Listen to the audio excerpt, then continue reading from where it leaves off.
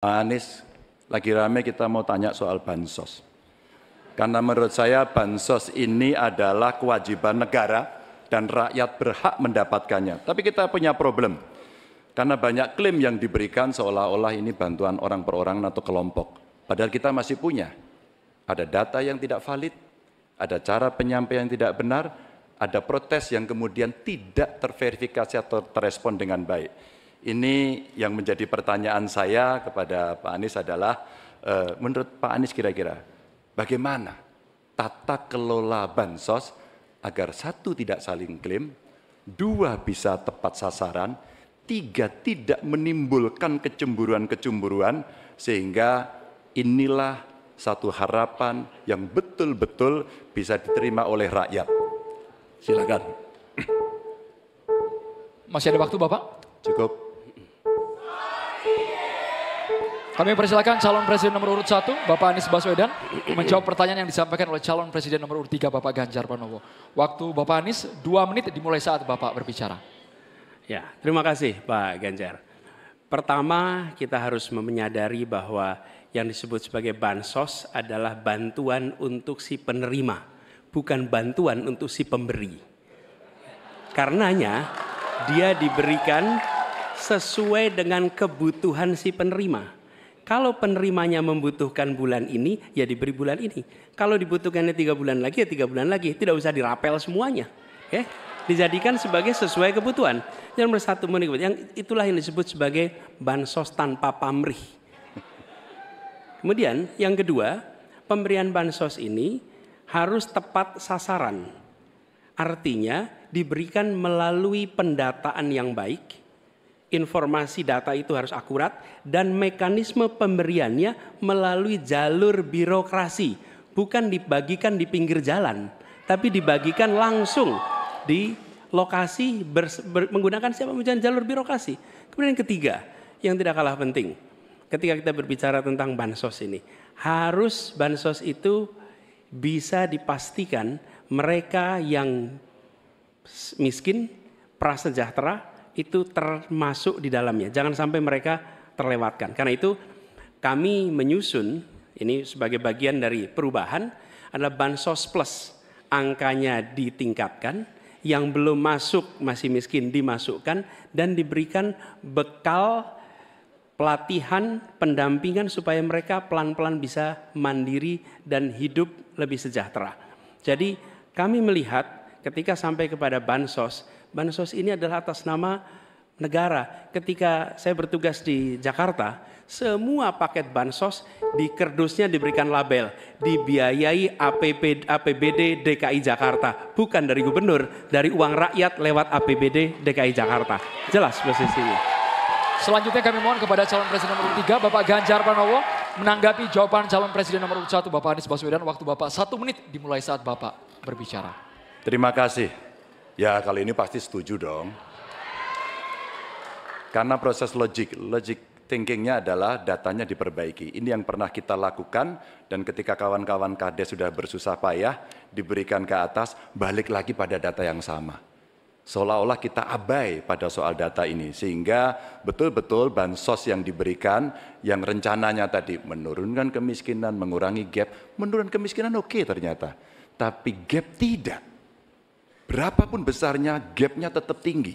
Ini menarik, dan kami punya data yang kita bisa baca, dan tentu saja ini penting. Memang paradigma bansos, sekali lagi, ini betul-betul hak rakyat. Tugas negara dan pemerintah adalah memastikan itu, bahwa ini adalah tepat sasaran dan tepat waktu. Tadi yang disampaikan betul. Dan kami berusul bantuannya ganti aja deh, bantuan kesra, karena tugas negara itu menciptakan keadilan sosial, bukan menciptakan bantuan sosial. Waktunya habis Bapak. Sekarang Bapak Anies Baswedan untuk langsung menanggapi jawaban dari Bapak Ganjar Pranowo. Waktu Bapak 1 menit dimulai saat Bapak berbicara. Mohon tenang hadirin sekalian. Ya.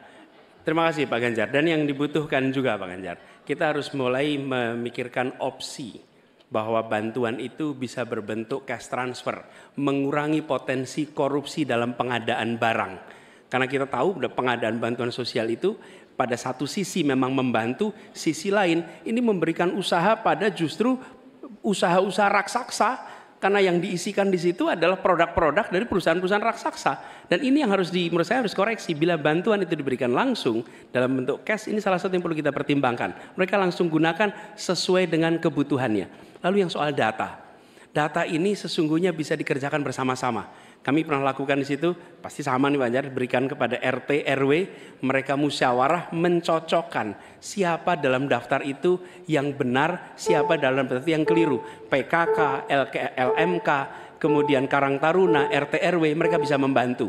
Datanya akurat, dananya dipakai sesuai kebutuhan. Makasih.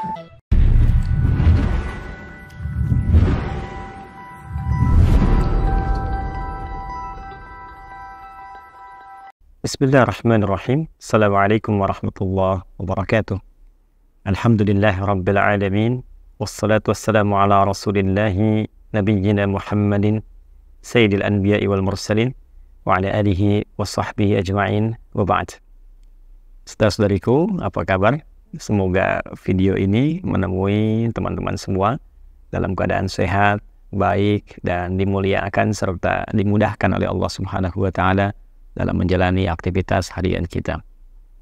Alhamdulillah, kemarin tepatnya tanggal 4 Februari 2024 bertepatan dengan tanggal 23 bulan Rajab tahun 1445 Hijrah, kita khususnya seluruh rakyat Indonesia dimanapun berada, baik di dalam negeri ataupun di luar negeri, telah menyaksikan satu rangkaian agenda yang disusun oleh Komisi Pemilihan Umum KPU, yaitu debat yang kelima sekaligus terakhir untuk para paslon pasangan calon presiden, baik itu paslon nomor 1 Bapak Anies Rashid Baswedan, kemudian paslon nomor 2 Bapak Prabowo Subianto, dan paslon nomor 3 Bapak Ganjar Pranowo. Kita bersyukur pada Allah Subhanahu wa taala bahwa ketiganya dengan pasangan masing-masing masih diberikan kesehatan paripurna sehingga mampu menghadiri acara debat dimaksud, dan kita terus berdoa pada Allah Subhanahu wa taala semoga kesehatan ketiga paslon ini dijaga oleh Allah Subhanahu wa taala sampai akhir agenda pemilu. Yang kedua, semoga ketiganya diberikan kekuatan lahir dan batin yang baik. Kebaikan ini menjadi penting karena dari sifat baik ini kecerdasan bisa digerakkan untuk melahirkan kemaslahatan. Kekuatan fisik bisa dipandu untuk melahirkan berbagai perilaku yang baik, sopan, dan beretika tentunya. Untuk itu, saya sangat berbahagia, bersyukur pada Allah Subhanahu wa taala bahwa kualitas debat yang kemarin dari sisi substansi di debat yang terakhir ini sangat menggembirakan, dari sisi etika juga sangat menggembirakan. Seluruhnya berjalan dengan begitu teduh, begitu nyaman, tapi tidak kehilangan substansi. Nah, ini yang dimaksudkan dalam bukan komentar, tapi lebih usulan-usulan pada video yang kami buat di kesempatan-kesempatan yang lalu. Justru secara elegan, substansi itu bisa ditampilkan tanpa harus kemudian satu dengan yang lainnya saling dalam tanda petik menyoal ataupun menjatuhkan. Secara personal tentunya, tapi kali ini bisa terjaga dengan baik untuk seluruh paslon tanpa kecuali. Dan yang paling menarik adalah dari 2 poin saja yang barangkali ingin kami tampilkan berupa catatan pada edisi kali ini. Poin yang pertama, kita sangat mensyukuri bahwa aspek-aspek yang dibahas pada debat yang terakhir ini adalah aspek-aspek yang sangat penting, ya sangat pokok, kebutuhan utama bagi kehidupan berbangsa, bernegara, khususnya dalam aspek pendidikan serta kesehatan, di samping tentunya perkembangan teknologi dan yang lainnya. Dan memang ini masalah krusial yang kita alami saat ini, selain isu nasional juga banyak dipengaruhi oleh isu-isu global. Namun demikian, pada sisi yang kedua, ada beberapa bagian yang memang kita bisa berikan masukan untuk ke depan, bahwa walaupun secara substansi itu sangat bagus dialognya, disertai juga dengan isu-isu kontemporer yang sekarang tengah berkembang, sehingga dengan trik-trik yang sopan dalam debat yang berlangsung, semua kita diminta berpikir, baik itu tentang bansos, tentang isu UKT, tentang yang lainnya, terlepas dari berbagai keadaan, yang terjadi, tapi suasana kemarin begitu nyaman untuk disimak. Kecuali bagi para pemburu konten, media yang pengen rame, atau para komentator yang inginnya memang ya bergairah, bergelora, ya, tapi mungkin sebagian merasa kecewa karena tidak mendapatkan konten-konten yang diinginkan.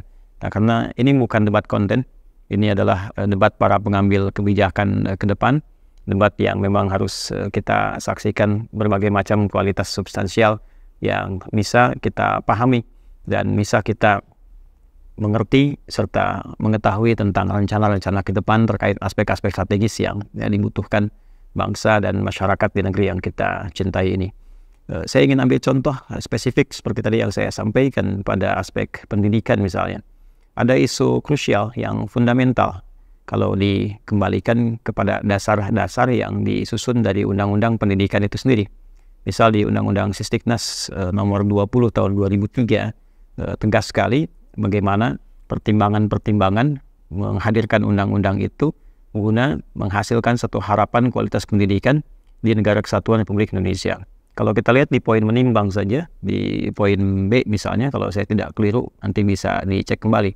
Saat kita lihat bahwa Undang-Undang Dasar 1945 ya mengamanatkan pemerintah untuk mengusahakan dan menyelenggarakan satu sistem pendidikan nasional yang meningkatkan keimanan dan ketakwaan pada Tuhan Yang Maha Esa serta akhlak mulia, kan? Nah, ini poin yang sangat menarik ya. Jadi ternyata aspek dasar sebelum diinginkan para pembelajar ini menjadi pribadi yang cerdas atau pendidikan mencerdaskan kehidupan bangsa, sebelum cerdas itu ternyata konsep awalnya adalah baik dulu. Meningkatkan iman, takwa, kemudian outputnya karakter moral, yaitu akhlak mulia. Karena para pemikir, para pendahulu kita, betapa jenius dan betapa menyadari ya, kepintaran itu tidak ada gunanya bila tidak diiringi dengan moral yang baik, ya, akhlak yang baik. Nah, dan terbukti pada saat ini kita dapati, ternyata yang korupsi itu banyaknya orang pintar. Ya, yang mencari celah hukum untuk menghasilkan perilaku negatif, ya, keputusan yang kontraproduktif, ternyata orang-orang pintar. Karena hanya orang yang pintar yang tahu celah hukum. Orang yang pintar yang bisa banyak mengelak. Ya, tapi kepintaran itu tidak salah. Karena memang pintar itu kan sumbernya dari akal. Akal yang sehat. Nah, akal sehat ini tidak memberikan satu instruksi. Akal sehat itu hanya mengkonstruksikan pemikiran supaya cepat bisa dieksekusi oleh fisik. Ya, jadi sedemikian cepat bisa fisik mengeksekusi dengan mudah dan ringan sehingga tidak banyak memberikan beban, bergantung kepada konstruksi akalnya yang sehat. Nah, sedangkan pemberi instruksinya itu adalah kembali kepada jiwanya. Jadi jiwa ini pemberi instruksinya. Di dalamnya ada sifat takwa yang baik dan sifat fujur atau nama lainnya nafsu. Di dalam Islam itu secara konseptual tegas disampaikan di Quran surah ke-91 Asy-Syams ya, ayat 7-10 itu. Wa nafsin wa ma sawwaha fa alhamaha fujuraha wa taqwaha. Ya, di dalam diri kita itu ada dua komponen yang sangat penting dalam jiwa ini. Inilah pemberi instruksi. Kalau bukan jiwa takwa, jiwa yang mengakumulasi semua sifat-sifat kebaikan, atau lawannya nafsu yang membawa sifat-sifat yang terlihat buruk atau negatif, kan? Nah, dua ini yang memberikan instruksi dalam persaingan yang cukup kuat. Kalau tidak diperintahkan oleh takwanya, takwa disupport oleh malaikat, malaikat disebutkan 88 kali dalam Al-Quran, kemudian nafsu diprovokasi oleh setan, setan disebutkan sebanyak 88 kali dalam Al-Quran. Nah, jumlah ini seakan memberikan kesan pada kita untuk merenungkan, mengkontemplasikan, memikirkan bahwa semua manusia itu dalam memutuskan satu hal selalu akan berlawanan dalam dua hal ini, berjuang. Apakah dipengaruhi oleh jiwa baiknya, takwanya, atau jiwa buruknya, nafsunya. Nah, orang tua kita saking jeniusnya, sejak masa lalu saat meletakkan dasar undang-undang di bidang pendidikan ini, sudah mengarahkan sistem pendidikan yang mengaktifkan sinyal takwanya dulu untuk dominan. Sehingga dengan sinyal takwa ini muncul, terakumulasilah sifat-sifat kebaikan, kejujuran, kerendah hatian, kesabaran, dan berbagai aspek baik yang lainnya, yang menekan sifat-sifat buruknya, sehingga yang baik ini dominan. Nah, sifat baik ini ketika diakumulasikan, dia menjadi sebuah karakter, namanya karakter moral. Karakter moral inilah yang akan mensupport karakter intelektual, yaitu konstruksi pikiran kita dalam bekerja, lalu diteruskan kepada karakter kinerja melalui fisik kita. Kan mata kinerjanya adalah memandang, melihat, telinga kinerjanya mendengar, lisan kinerjanya bertutur sampai ke ujung kaki. Nah, diperintah apa lisan ini untuk berkata? Lisan ini gak punya kemampuan ya untuk memberikan instruksi. Ya, Dia diperintah oleh apanya? Oleh jiwa takwanya yang baik atau nafsunya. Jika jiwa takwanya itu baik, diperintahkan katakan yang lembut, ya, katakan yang baik-baik sekalipun lawanmu itu keliru. Maka nanti secepat apa perintah itu diberikan kepada lisan, itulah bergantung kepada kecerdasan intelektual. Ini karakter intelektual yang berperan. Semakin tinggi ilmunya, semakin cepat ia mengkonstruksikan, memerintahkan kepada lisannya, katakan caranya seperti ini. Maka yang keluar adalah cara-cara yang baik. Seperti Musa alaihissalam, Harun alaihissalam, keduanya diperintahkan untuk mendakwahi Fir'aun dengan kata-kata yang begitu baik dan lembut. Idhaba ila fir'auna innahu tagha faqula lahu qawlan layyina la'allahu yatadhakkaru aw yakhsha. Demikian direkam di Quran surah ke-20 Thaha di ayat ke-43 sampai dengan 44. Musa Harun pergilah kepada Fir'aun, dia sudah melampaui batas-batas. Ya, ini ada batas-batas kebaikan sudah dilampaui, sudah mulai menyimpang dari kedudukannya. Maka ingatkan dia, sadarkan dia dengan kata-kata yang baik dan lembut. Perintah datang, dieksekusi. Pikirannya kemudian mengkonstruksikan dengan cepat, keluarlah kata-kata yang baik dan lembut itu. Itu contohnya. Jadi yang dibentuk oleh undang-undang itu adalah bagaimana mengaktifkan karakter moral terlebih dahulu, sehingga dengan kesadaran moral ini muncullah akhlak mulia yang membimbing perilaku. Nah, baru di situ kemudian disupportkan supaya instruksinya baik ini cepat mengalir ke bagian tubuh kita, maka diperlukan kecerdasan. Itulah fungsinya kemudian pendidikan mencerdaskan kehidupan bangsa. Jadi saking jeniusnya orang tua kita, hal yang ditawarkan pertama kali adalah memperbaiki keimanan ketakwaan dulu. Konektivitas kita dengan Tuhan. Karena yang mengatur jiwa kita kan pemilik jiwa, yaitu Allah Subhanahu wa Ta'ala. Bagi orang Islam kita dilatih. Saya sejak dulu waktu kecil masih belajar tuh di pelajaran akidah, ya. Akidah kemudian pasangannya akhlak. Karena semakin orang kuat akidahnya, semakin bagus akhlaknya. Itulah sebagainya. Dan sejujurnya implementasi dari amanat undang-undang kita bagaimana Undang-Undang Dasar ya 1945 mengamanatkan pemerintah untuk menyelenggarakan ya untuk mengusahakan dan menyelenggarakan sistem pendidikan nasional yang meningkatkan keimanan dan ketakwaan. Nah, ini poinnya. Jadi begitu iman dan takwa itu kuat, kemudian diikat dalam jiwa, terikat kekuatan iman dan takwa itu. Terikat kuat itu disebut aqadah, sifatnya disebut akidah. Nah, dulu kita punya pelajaran akidah. Begitu akidah bagus, turunannya akhlak. Kalau karakter moral dari sudut akhlak itu, yang di undang-undang disebut dengan akhlak mulia, itu muncul, maka disuppортkanlah semua instruksi itu kepada akal yang sudah cerdas. Nah, kecerdasan ini yang menjadikan fisik mengeksekusi dengan cepat. Jadi kebijakan itu bisa berlangsung dengan cepat, dengan tegas. Kemudian yang sekarang isunya itu banyak, baik itu ordal, orang dalam, ataupun juga banyak tahapan-tahapan, pintu 1, pintu 2 untuk satu kebijakan. Mungkin tidak akan terjadi lagi dengan dua hal tadi. Yang pertama, karakternya sudah baik, karakter moralnya. Yang kedua, sudah pada cerdas. Ya, sehingga bisa mengambil keputusan yang cepat dengan pertimbangan yang baik, serta hasil yang maslahat dan optimal. Nah, ini yang sesungguhnya secara substansial menjadi persoalan kita sekarang. Amanat undang-undangnya membentuk para pelajar yang berakhlak mulia, punya akidah yang bagus, punya nilai ketakwaan yang baik. Sekarang perhatikan, bagaimana akhlak para pelajar. Sudah sesuai belum dengan amanat undang-undang, ya kan? Ya, yang cerdas banyak, tapi kecerdasannya disupportkan pada keburukan. Dan sekarang ditambahkan lagi dengan wujudnya media sosial. Orang bisa bikin apa saja dengan cepatnya, ya, tapi tidak diimbangi dengan pendidikan kekuatan moralitas yang baik. Sehingga yang terlahir apa? Ya, yang terlahir anak-anak kecil, mohon maaf. Ya, nggak ada kasus di zaman kami dulu kecil saja. Bagaimana, mohon maaf dengan kalimat-kalimat ini sesungguhnya tidak pantas gitu ya untuk kita dengar. Tapi kan kita juga tiap hari menyaksikan anak SD berbuat begini. Allahu Akbar, ada yang narkoba, ada yang berbuat zina, ada yang membunuh. Di level-level seperti itu gitu. Ya, dan ini sudah jelas jauh bertentangan dengan amanat undang-undang. Jadi persoalan kita mau kirimkan berapa calon guru, 10.000 kah, 20.000 kah, 30.000 kah, atau memperbaiki sistem di dalam, yang paling pokok itu kita harus mendapatkan satu pernyataan yang tegas, yang jelas, terencana, yang terukur dari semua paslon ini, baik 1, 2, dan 3, bagaimana semua rencana pendidikan ini dikembalikan kepada amanat undang-undangnya. Nah, ini kajian akademis yang paling penting, yang sesungguhnya menjadi basic substansial bagi para paslon ini untuk diperdebatkan. Dalam konteks kan ini debat yang dimaksudkan mencari solusi. Nah, akan lebih nyaman sebetulnya kalau ini diawali dengan oke, bidang pendidikan. Apa sungguhnya tujuan pendidikan ini berdasarkan undang-undang kita? Dibukanya dari situ. Undang-undang pendidikan, misalnya nomor 20 tahun 2003, ini poinnya sekian. Evaluasinya, sampai tahun ini, 2024, berapa yang sudah tersusun? Berapa yang sudah dihasilkan, berapa yang sudah tercapai, ya, berapa kali ganti menteri, berapa kali ganti kurikulum, ganti kebijakan, seperti apa yang ideal. Nah, bagaimana solusinya? Nah, ini yang barangkali kembalinya ke situ, gitu ya, poin-poinnya. Nanti bicara tentang kesehatan, bagaimana undang-undang kesehatan kita. Sehingga di situ ada standar dasarnya, ada implementasi yang bisa dievaluasi, lalu ada capaian ke depan, serta rencana-rencana strategis apa yang mau disusun untuk ke depan. Nah, sesungguhnya ini kembalinya bukan ke paslon ya, kalau boleh sih diamatinya ke penyelenggara, yaitu KPU. Ya kita sudah banyak dengar, barangkali masukan positif ya, kalau dirasakan kurang baik ya bisa diabaikan saja ya.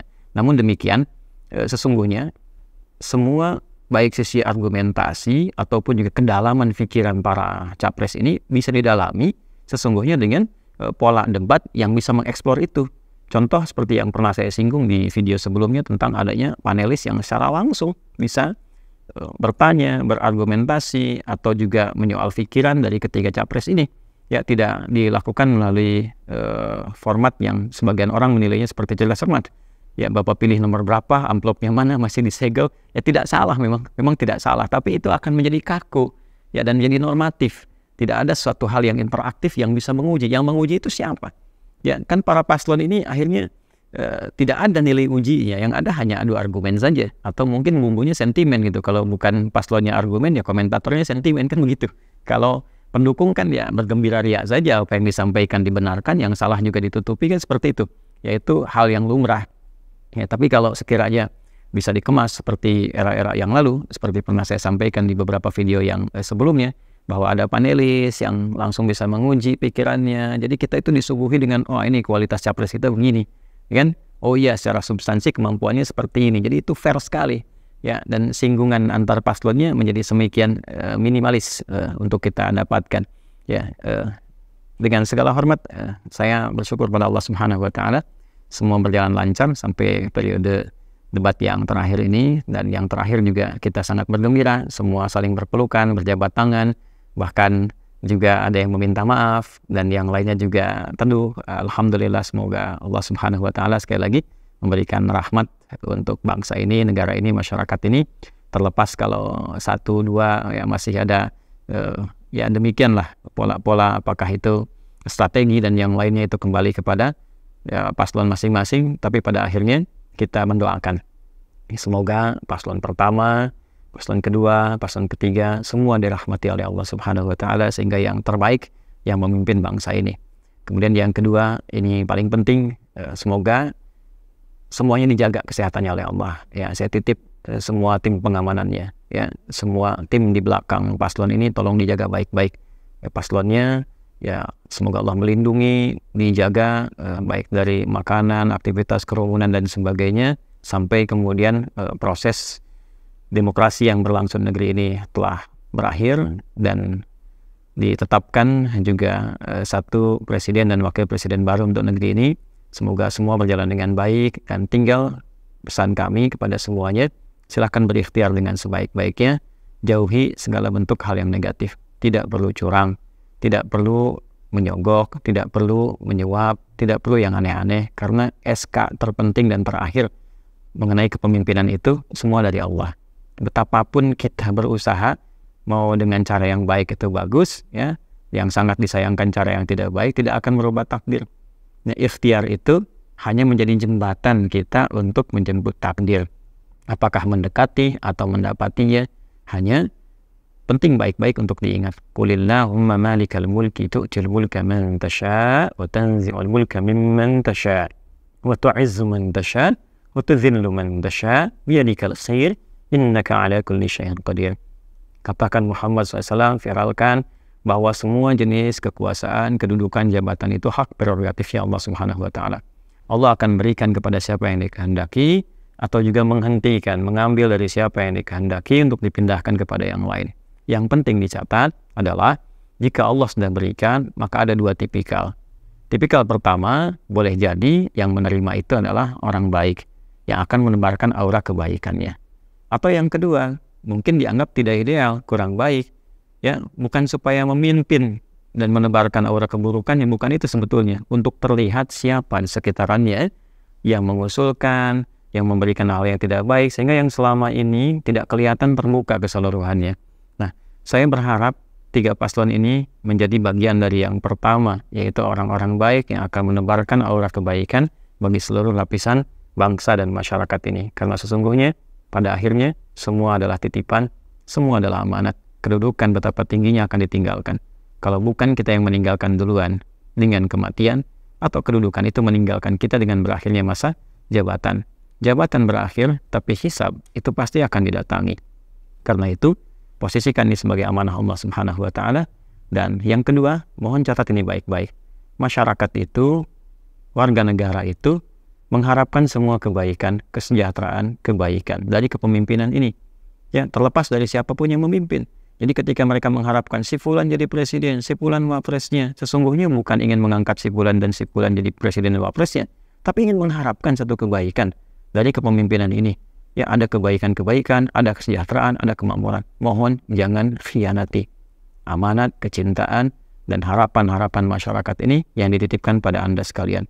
Ketika mereka datang, baik mereka punya uang atau tidak punya uang, mereka datang membawa harapan. Bukan karena menginginkan Anda sebatas jadi presiden dan wakil presiden, tapi mereka menginginkan kesejahteraan, kemakmuran, kedamaian, dan kebaikan dalam konteks negara kesatuan Republik Indonesia. Semoga Allah merahmati kita semua. Maafkan saya, masih banyak juga kesalahan yang tentu dari ucap, dari perilaku dan sebagainya tidak diniatkan apapun kecuali in uridu illal islah mastata'at. Hanya ingin sumbangsi dalam kebaikan saja semampu kami. Kalaupun ada yang kurang tepat, kalaupun ada yang kurang berkenan, mohon diabaikan saja. Anggap saja itu hal yang mungkin kurang penting yang tidak harus disimak. Semoga Allah sekali lagi merahmati kita semua. Terima kasih. Mohon doanya. Subhanakallahumma bihamdika asyhadu an la ilaha illa anta nastaghfiruka wa natubu ilaik. Alhamdulillahirabbil alamin. Assalamualaikum warahmatullahi wabarakatuh.